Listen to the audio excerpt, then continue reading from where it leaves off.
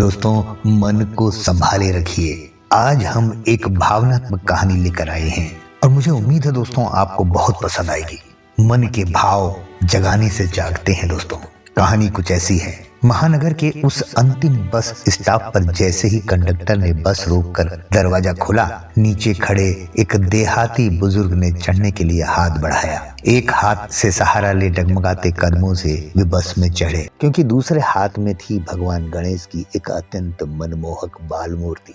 गांव जाने वाली उस आखिरी बस में 5-6 सवारों के चढ़ने के बाद पैर रखने की जगह भी नहीं बची थी। बस चलने पर हाथ की मूर्ति को संभाल के रखना उन बुजुर्ग के लिए बड़ा मुश्किल हो रहा था। वे असफल कोशिश कर रहे थे। उन्हें संतुलन बनाने में काफी कठिनाई हो रही थी। ये सब कंडक्टर देख रहा था। कंडक्टर ने जब ये सब देखा तो उसने अपनी सीट खाली करते हुए कहा, दादा आप यहाँ बैठ जाइए। तो वे उस मूर्ति को पेट से सटा आराम से उस सीट पर बैठ गए। कुछ ही मिनटों में बाल गणेश की वह प्यारी सी मूर्ति सबके कौतूहल और आकर्षण का केंद्र बन गई। अनायास कुछ जोड़ी हाथ श्रद्धा से उस ओर जुड़ गए। कंडक्टर पीछे के सवारियों से पैसे लेता दद्दा के सामने आ खड़ा हुआ और पूछा, कहाँ जाओगे दादा? जवाब देते हुए मूर्ति को थोड़ा इधर उधर कर उन्होंने धोती की अंटी से पैसे निकालने की असफल कोशिश की। उन्हें परेशान होता देख कंडक्टर ने कहा, अभी रहने दीजिए दादा, उतरते वक्त दे दीजिएगा। एक बार फिर दद्दा गणपति की मूर्ति को पेट से सटाकर आश्वस्त होकर बैठ गए। बस अब रफ्तार पकड़ चुकी थी। सबका टिकट काटकर कंडक्टर एक सीट का सहारा लेकर खड़ा हो गया और अनायास पूछ बैठा, दादा आपके गांव में भी तो गणेश की मूर्ति मिलती है, फिर इस उम्र में 2 घंटे का सफर और इतनी दौड़ धूप करके शहर से ये गणेश की मूर्ति क्यों ले जा रहे हो?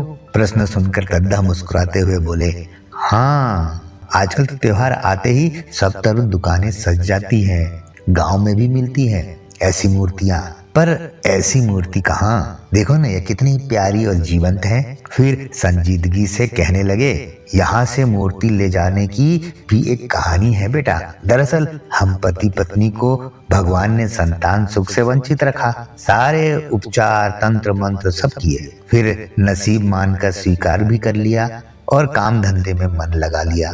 15 साल पहले काम के सिलसिले में हम दोनों इसी शहर में आए थे।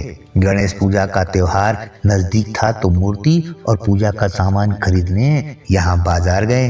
अचानक पत्नी की नजर एकदम ऐसी ही एक मूर्ति पर पड़ी और उसका मातृत्व जाग उठा। मेरा बच्चा कहते हुए उसने उस मूर्ति को सीने से लगा लिया। सालों का दर्द आंखों में बह निकला। मूर्तिकार भी यह देखकर भाव विहल हो गया और मैंने उससे हर साल इसी सांचे की हूबहू ऐसी ही मूर्ति देने का वादा ले लिया। बस तभी से यह सिलसिला शुरू है। 2 साल पहले तक वह भी मेरे साथ आती रही है अपने बाल गणेश को लेने, पर अब घुटनों के दर्द से लाचार है। मेरी भी उम्र हो रही है, फिर भी सिर्फ 10 दिन के लिए ही क्यों न हो, उसका यह सुख नहीं छीनना चाहता हूँ। इसलिए अपने बाल गणेश को बड़े जतन से घर ले जा रहा हूँ। अब तक आसपास के लोगों में अच्छा खासा कौतूहल जाग चुका था।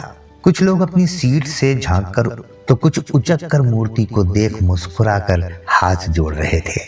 तभी पिछली सीट पर बैठी महिला ने चेहरा आगे की ओर किया और पूछा, दादा फिर विसर्जित नहीं करते क्या मूर्ति?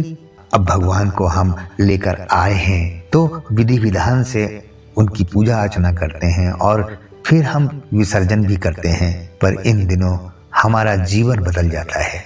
अभी भी रंगोली डाल आमतौर पर तोरण से द्वार सजाकर वहीं पर राह देखते बैठी होगी। वो पहुंचने पर राई और मिर्च के कड़क से नजर उतारती हैं। पूछो मत, छोटा सा लोटा, गिलास, थाली, चम्मच सब है हमारे बाल गणेश के पास। यही नहीं, रंग बिरंगे छोटे कपड़ों का एक बैग भी बना रखा है उसने। इसलिए जब तब संभव होगा उसे यह सुख देता रहूंगा। ये कहते कहते दद्दा का गला रुंध गया। यह सब सुनकर किसी की आंखें नम हुई तो किसी का हृदय करुणा से भर गया।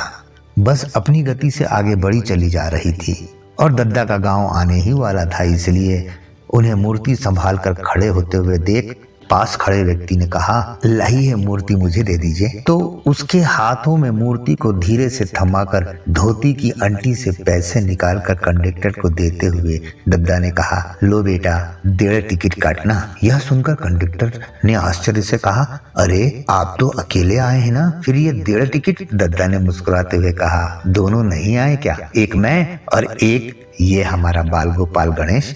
यह सुनते ही सब उनकी ओर आश्चर्य से देखने लगे। लोगों के असमंजस को दूर करते हुए उन्होंने फिर कहा, अरे उलझन में क्यों पड़े हो सब? जिसे देखकर सभी का भाव जागा वह क्या केवल मूर्ति है? जिसे भगवान मानते हैं, प्राण प्रतिष्ठा करते हैं, क्या वह केवल मिट्टी है? अरे हमसे ज्यादा जीवंत है वह। हम भले ही उसे भगवान मान उससे हर चीज मांग लेते हैं, पर उसे तो हमारा प्यारा और आलिंगन ही चाहिए।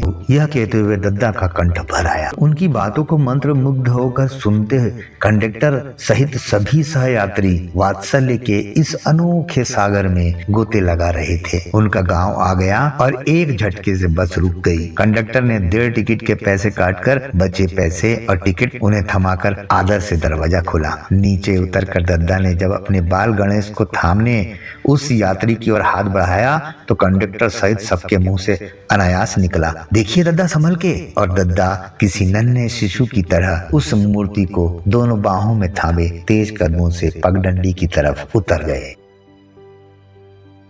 सच है दोस्तों, भावनाओं का कितना महत्व है ये हमने इस कहानी में देखा। भाव ही तो है दोस्तों जो हमें एक दूसरे से जोड़े रखता है। और कितना सच कहा है दोस्तों कि जिन्हें हम भगवान मानते हैं, हम उनकी प्राण प्रतिष्ठा करते हैं, वह केवल मिट्टी नहीं है, वो एक जीवंत है, वो एक सच है। हम भले ही उन्हें भगवान मानकर हर चीज उनसे मांगते हैं, और भगवान हमसे क्या चाहते हैं? हमारा प्यार, आलिंगन, यही चाहिए ना दोस्तों। आपको हमारी ये भावपूर्ण प्रस्तुति कैसी लगी कमेंट्स के द्वारा जरूर बताइएगा। हम एक और कहानी लेकर फिर हाजिर होते हैं। तब तक के लिए आज्ञा, नमस्कार, जय हिंद, जय भारत दोस्तों।